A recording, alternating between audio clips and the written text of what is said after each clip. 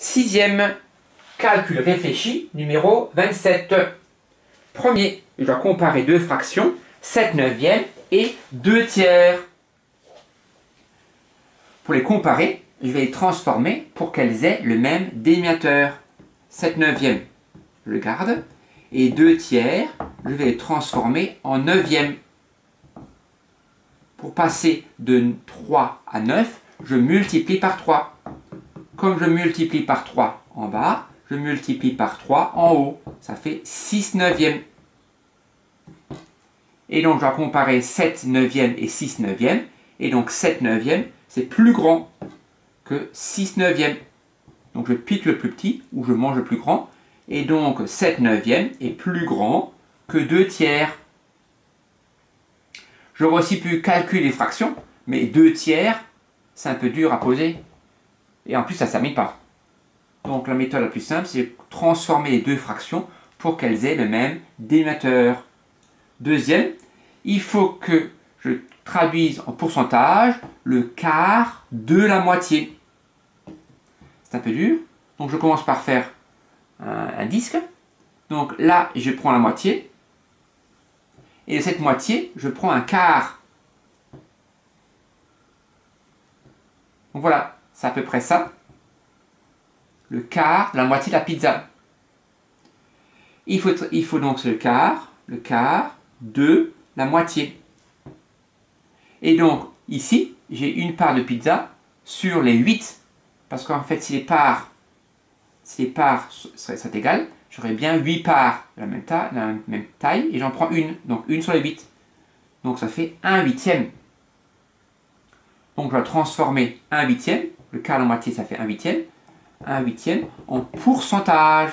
1 huitième, ça fait combien sur 100? Un peu difficile. Je vais commencer par exemple par traduire en quart. Et ce quart, je multiplie par 25 pour avoir en centième. Par exemple, 1 huitième, donc je divise par 2 en haut et en bas. 1 divisé par 2, ça fait 0,5. 0,5 quart, ce n'est pas une fraction. Parce qu'on a appris qu'il n'y a pas de nombre décimal au numérateur pour une fraction. Mais c'est une écriture fractionnaire. Et après, je vais multiplier par 25 pour traduire des quarts en centièmes. Et donc, je multiplie par 25 aussi en haut. Et 0,5 fois 25, je le pose ici si vous voulez. 25 fois 5, 5 fois 5, 25, je retiens 2. 5 fois 2, 10, plus 2, 12.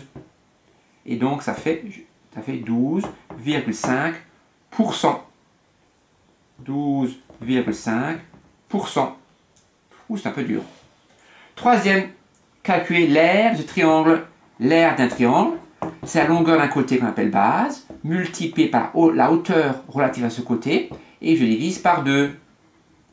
Cette hauteur 4, elle est associée à la base qui est ici, 10. Et donc l'aire, c'est le côté 10, multiplié par la hauteur relative à ce côté 4, divisé par 2. 10 fois 4, 40, et la moitié de 40, 20. Donc l'aire est de 20 cm². Quatrième, il faut convertir un décilitre en décalitre. Donc je vais commencer à faire le tableau ici.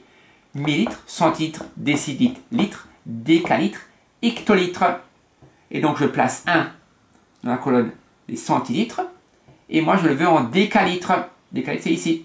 Donc ça fait 0 décalitre, 0,001. Donc réponse 0,001. Donc 1 centilitre est égal à 0,001 décalitre. Voilà.